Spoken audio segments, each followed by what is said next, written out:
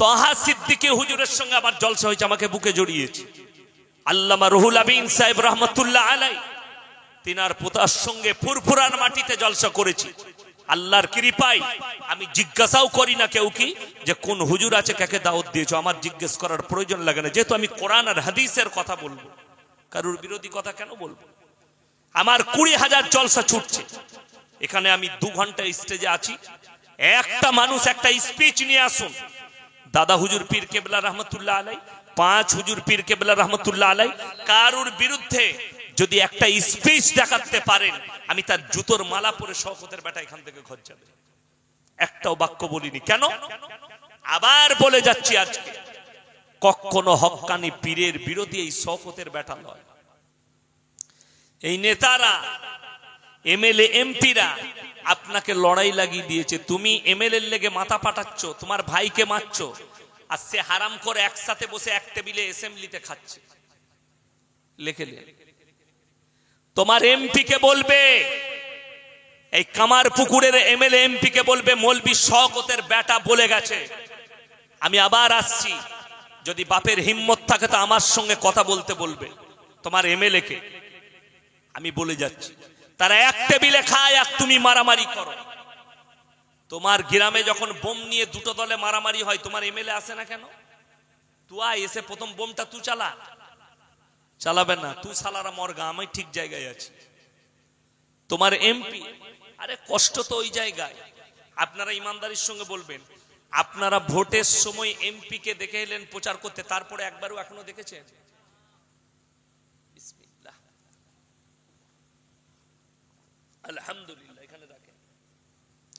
এখনো পর্যন্ত আপনার এমপি কে আপনি দেখতে পান নাই। আমিও আমার এলাকার, আমার বর্ধমানের এমপি কে এখনো দেখতে পাই নাই। আমি তো মনে মনে করি লোকটা মারা গেল নাকি। কে? আমার বর্ধমানের এমপির নাম হচ্ছে কি, আলু আলিয়া না আলু না কি পেঁয়াজ বটে, নামটাও মনে নাই। মনে থাকবে কি করে, দেখাই করে না তো। আলু আলিয়া, কি বুঝলেন? সে মনে হয় মারা গেছে, না না বেঁচে আছে, আমি জানিও না। আপনাদের এলাকার কেউ কি জিজ্ঞেস করে, সে বলবে চিনি না, কিন্তু ভোটের সময় চিনতে পায়। হারামখোর কোথায় ঢুকে গেলিবে। আপনারা দেখেছেন, সাপ দেখেছেন? সাপ শীতকালে সাপ বের হয়, কথা বলে না। শীতকালে সাপ ঢুকে পড়ে, বেরোই কখন? হাওয়া খেতে। গ্রীষ্মের সময় এই সময় বের হবে, খুব সাবধানে থাকবেন, কামড়ি দিবে। তো মাল কটা ভোটের সময় বার হয়, বাকি টাইম গর্তে ঢুকে যায়। জিতে গেছে আমার ভাই। তারা এক টেবিলে খায় অ্যাসেম্বলিতে, পার্লামেন্টে গিয়ে, আর এই হারামখোর গুলো আপনাকে মারামারি লাগায়। ওই ধরনের আমার মতো কিছু সুবিধাবাদী মৌলবি আছে, তারা আপনাকে ফতোয়া দিয়ে যায়, এই মৌলবির বয়ান শুনবি না, এর পেছনে নামাজ পড়বি না, এর সঙ্গে মুলাকাত করবি না। বড় কষ্ট লাগে কি জানে? মুর্শিদাবাদের একটা বক্তা আমাদেরকে বাপ বেটাকে গালি দিয়েছে, এমন কি বলেছে, এদের সঙ্গে মুলাকাত করলে বিবির তালাক পড়ে যাবে। অথচ সেই মৌলবি ক্যানিং থেকে আমার গাড়িতে চেপে আসছে, তার বইয়ের তালাক পড়েনি। কষ্ট এটা। কথাটা বুঝতে পেরেছেন না পারেন? আরে শুনেলেন, আমি তো আপনাদেরকে একটা বাস্তব কথা বলছি।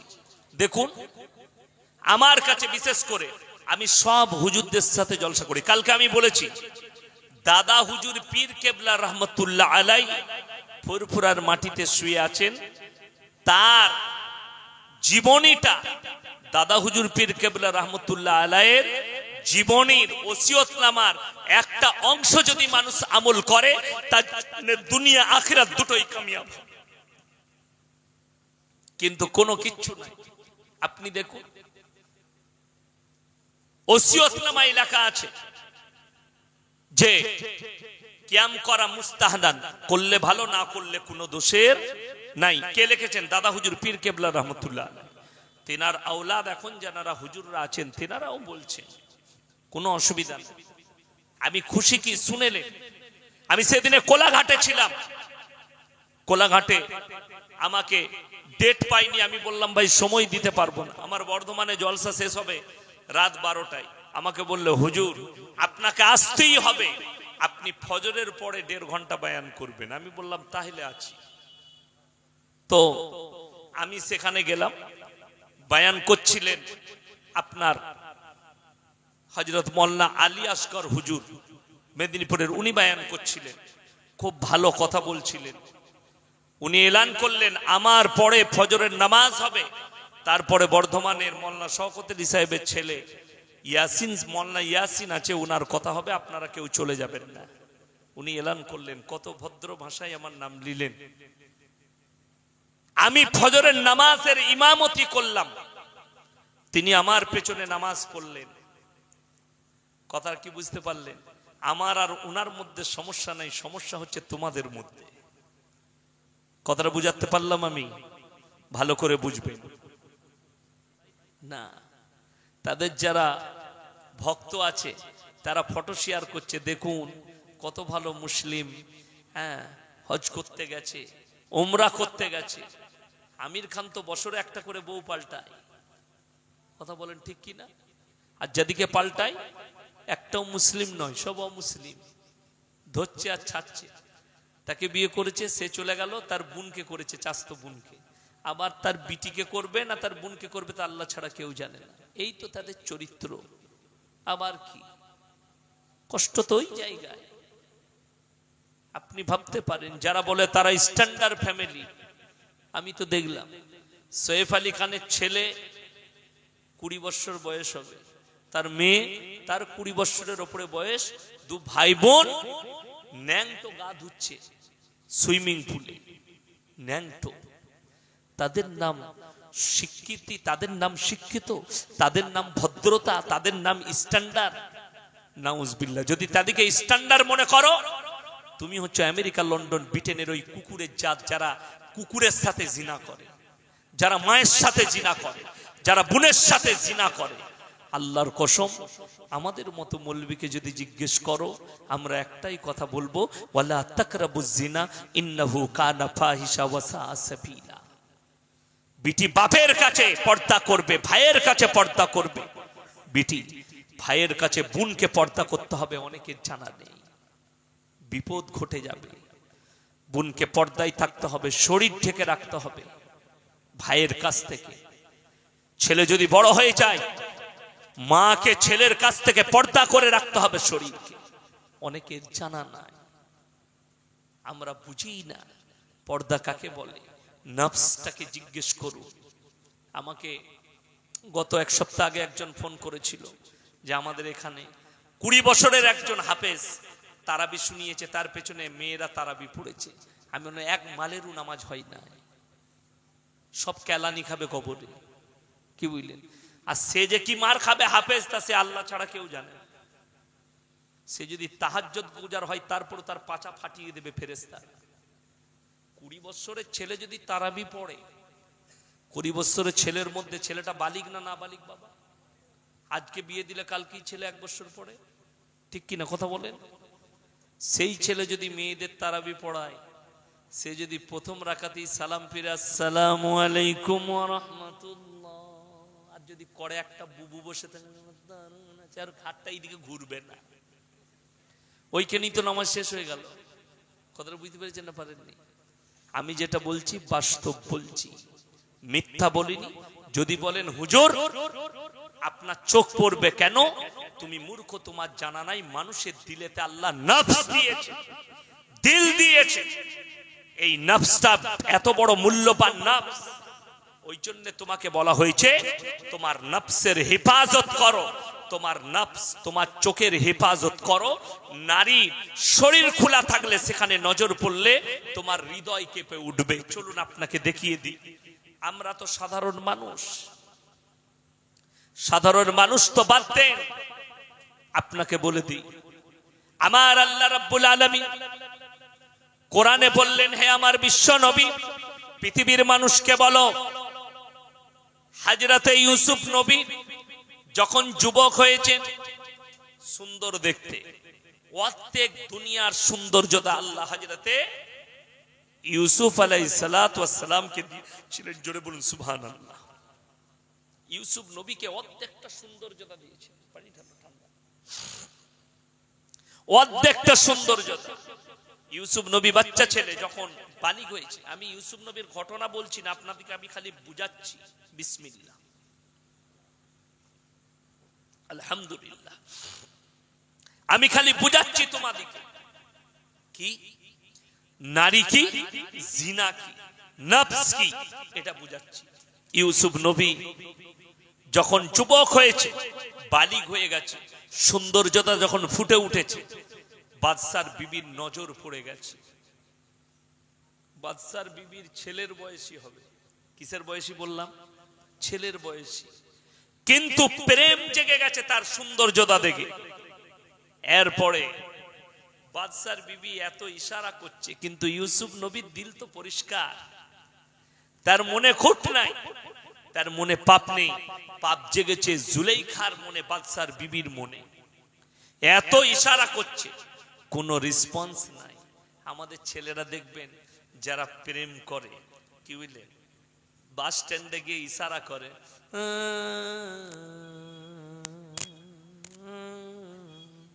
আবার আঙ্গুলের ইশারা করে, ফোন নম্বরটা দিয়ে দে, কি বুঝলেন। এখন আবার নতুন কায়দা। আমি এক জায়গায় জলসায় গিয়ে শুয়ে আছি, আমার জাইলাগুলো সব খুলে দাও, জাইলা খোলা আছে তো আমি করট ফিরে শুয়েছি, জাইলা শুয়ে শুয়েছি, বাইরে সব দেখা যাচ্ছে, কি বুঝলেন।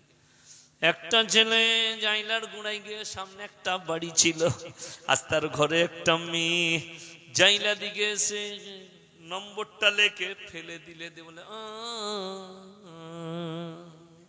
পালিয়ে গেল।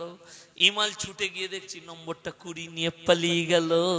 শালা বিরাট কায়দা, এটা তো আমাদের জানা না। দারুণ প্রেমের কায়দা।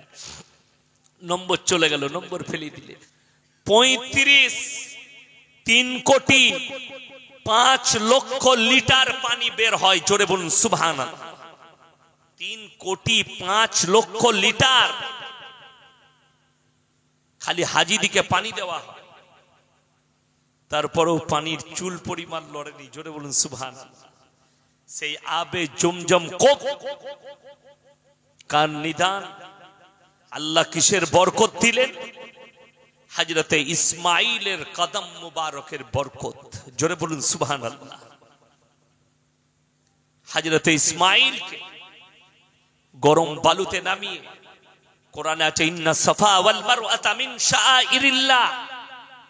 হযরতে মারিয়াম, হযরতে মা হাজেরা সাফা আর মারওয়া ছুটতে লাগলেন, এক পাহাড় থেকে এক পাহাড়, যদি একটু ঝর্ণার পানি পাওয়া যায়। আমার বাচ্চা ছেলে ইব্রাহিম, ইসমাইল, সে কাঁদছে, তাকে একটু পানি পান করাবো। পাহাড়ের দূর থেকে দেখতে পেলেন আমার সন্তান ইসমাইল পা ঠুকে ঠুকে কাঁদছে, যেখানে গুড়ালিগুলো ঠুকা যাচ্ছে সেখান থেকে ভুক ভুক করে পানি বার হচ্ছে, কিন্তু বালি থাকার কারণে পানিটা চারিদিকে কি হচ্ছে, মিটে যাচ্ছে। মা হাজেরা ছুটে ছুটে এসে ইসমাইলের পাটা সরিয়ে দেখলে সেখানে ভুক ভুক করে পানি বেরোচ্ছে। চারিদিকটা এরকম করে, যেরকম দেখবেন আমরা সে কাদা দিয়ে বাঁধ দিতাম না, ওইভাবে ঘেরলেন, সঙ্গে সঙ্গে একটা কূপে পরিণত হলো, জোরে বলুন সুবহানাল্লাহ। এটা যদি কেউ অস্বীকার করে সে বেঈমান হয়ে যাবে, তার ঈমান চলে যাবে। এই ঘটনা কোরআনে এসেছে, আর কিয়ামত পর্যন্ত এই আবে জমজমের কূপ একটা গোটা পৃথিবীর মানুষের জন্য রহমত স্বরূপ। আজকে জানে আমাদের দেশের কোন ভাই যদি কোন হিন্দু ভাইকে জমজমের পানি দেয়, এটা জমজমের পানি, কত ইজ্জতের সাথে লাই, জানে কত ইজ্জতের সাথে লাই, ভালোবেসে নেয়। আমার ভাই, এটাই হচ্ছে আল্লাহর কুদরত। হযরতে মরিয়ম বললেন আল্লাহ পানি পান করতে চাই, উঠে বসো। যেমনি দেখলেন পায়ের তলদেশ দিয়ে যেন নহর বয়ে যাচ্ছে, পানি পান করলেন। আর আল্লাহকে বললেন আল্লাহর কসম আল্লাহ, আমি যতদিন পানি পান করছি এরকম সুস্বাদ্য পানি আমি জীবনে পান করিনি। আমার আল্লাহ বললেন হে আমার নবী শোনো, এই হে মারিয়াম, এই পানিটা কোন দুনিয়ার নহরের পানি নয়, আমি আমার জান্নাত থেকে আমার নবী এবং তোমার জন্য পাঠিয়েছি, পান করো আর আমার শুকর আদায় করো। আমার ভাই, জান্নাতে নদী থাকবে, জান্নাতে নহর থাকবে। সব থেকে বড় নহর দুটো থাকবে, একটা মধুর নহর, একটা দুধের নহর। জোরে বলুন সুবহানাল্লাহ। জান্নাতীদের জন্য দুনিয়ার তিনটে নদী জান্নাতের নহর হবে। এক হচ্ছে নীল নদ, এক হচ্ছে ফোরাত, আর একটা নদীর নাম আমি ভুলে গেলাম। এগুলো সব জান্নাতে। ফোরাতের জন্য হাদিসে এসেছে নবীজি সাল্লাল্লাহু আলাইহি সাল্লাম পৃথিবীর মানুষকে সাবধান বানিয়ে দিয়েছে, ফোরাত নদী যখন শুকিয়ে আসবে তার মধ্যখান থেকে সোনার পাহাড় বেরিয়ে আসবে। সেটা নিয়ে পৃথিবী, গোটা পৃথিবী যুদ্ধে জড়িয়ে পড়বে। এতটা সোনার পাহাড় বেরিয়ে, শুধু অরিজিনাল সোনার পাহাড় বেরোবে। এই ফোরাতটাও হচ্ছে জান্নাতের একটা নদী, নহর। নীল নদটাও একটা জান্নাতের নহর। এরকম পৃথিবীর 4টা নদী আছে যেগুলো জান্নাতের নদী হবে। একটা নদী আফ্রিকার জঙ্গলে আছে, নামটা ভুলে যাচ্ছি, যার মধ্যে এখন শুধুমাত্র রক্ত বয়ে যাচ্ছে, শুধু রক্ত বইছে সেই নদীটায়। আপনি গেলে অবাক হবেন, পানি নয়, একদম কাঁচা রক্তর মতো পানিটা বয়ে যাচ্ছে। আপনি হাতে নিলে কাঁচা রক্ত। সেটা আফ্রিকার জঙ্গলের মধ্যে আছে। সেই নহরটাও হবে জান্নাতের একটা নহর। আল্লাহ পৃথিবীতে মানুষের জন্য বড় দৌলত জান্নাতে রেখে দিয়েছেন। আমার ভাই, হযরত মারিয়ামের প্রসব বেদনা, ঈসা মসিহ জন্মগ্রহণ করলেন।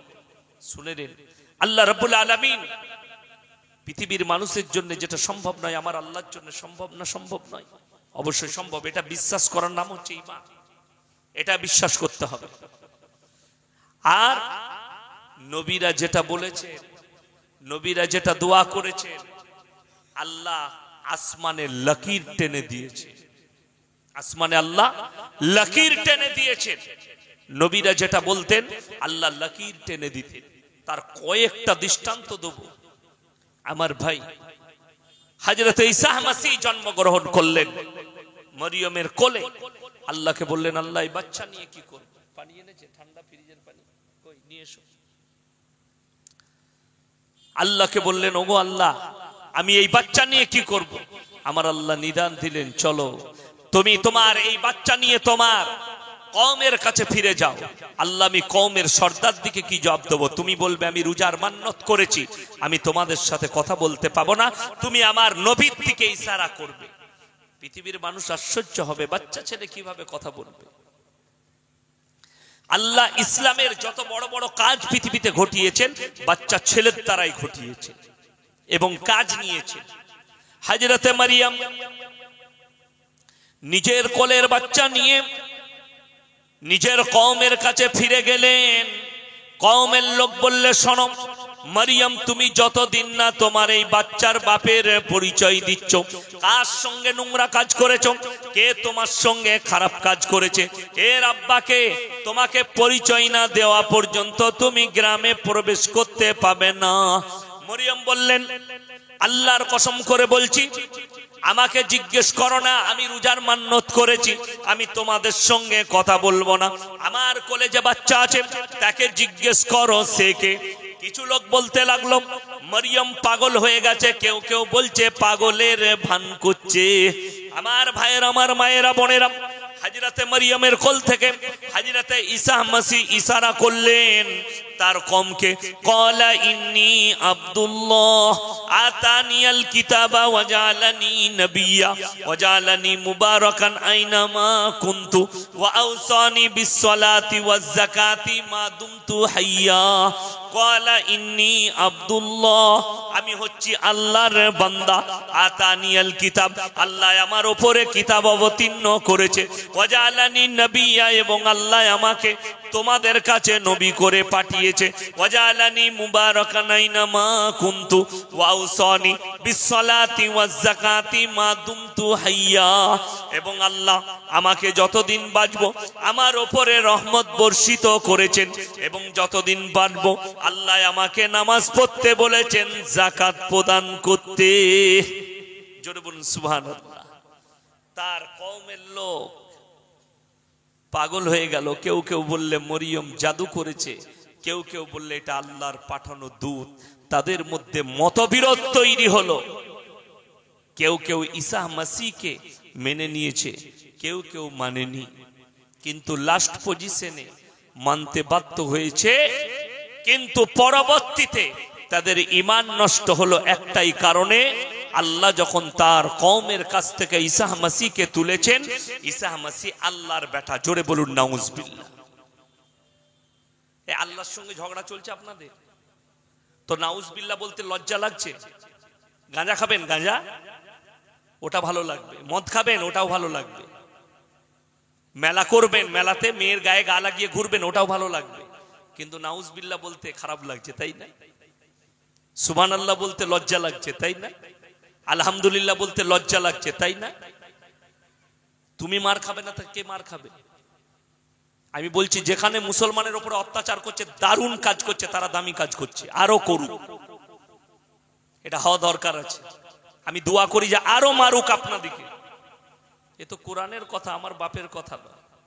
যখন মুসলমান দিন থেকে সরে যাবে, আমি জালিম বাদশা পাঠিয়ে, অত্যাচারী বাদশা পাঠিয়ে বদলালু।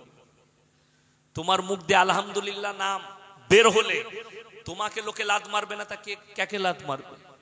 আমাদের মতো মৌলবীকে লাত মারবে না। তোমার জানা নাই তুমি লাত খাবে, তুমি জুতো খাবে, তুমি লাঞ্ছিত হবে। আমাদের সমাজের অবস্থাটা কি জানে বলে দিই।